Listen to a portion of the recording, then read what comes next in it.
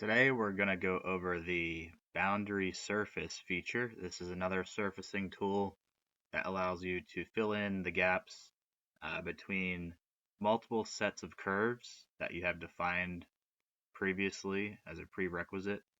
And it's better than a surface loft because it gives you, lets you control the surface in two directions. So it's just a cleaner way to fill in gaps, offers you more ways to enter in parameters. So let's get started. So here we're continuing to work on surfacing for a sports car. This is the outline for the wheel cutout panel. We want to apply a nice, accurate, controlled boundary surface. So we've got some sketches already. This 3D spline sketch, we rotate it, you can see it's got some curve to it. We've got this edge from this surface fill. We've got these two splines here, and we've got these splines to fill in the gaps on the end. So we're going to do two directions here. We're going to use these two splines here, these two curves in one direction, and then the other direction will be the width of the boundary surface for these two splines here. So we've got these three sketches in total here, this set of, already defined curves, and we're going to go to Insert, Surface, go to Boundary Surface. We're going to clear out any pre-selected lines already. So we're first going to select this spline curve down here for direction 1.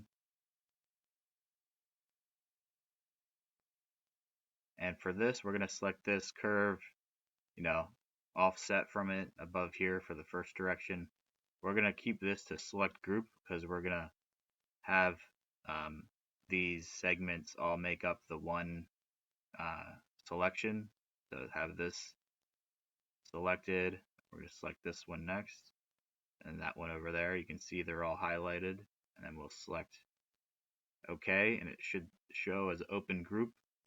You can see it's giving us a nice preview of where that boundary surface is going to fill in.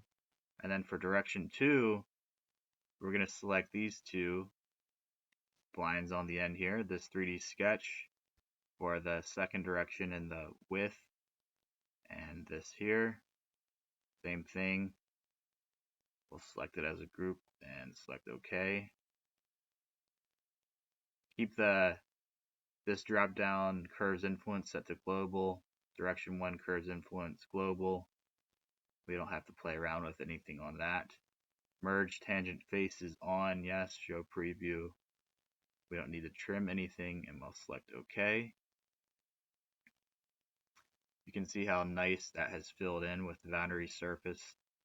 That multi-direction parameter set really gives us an accurate gap fill. So that's what I wanted to show you today.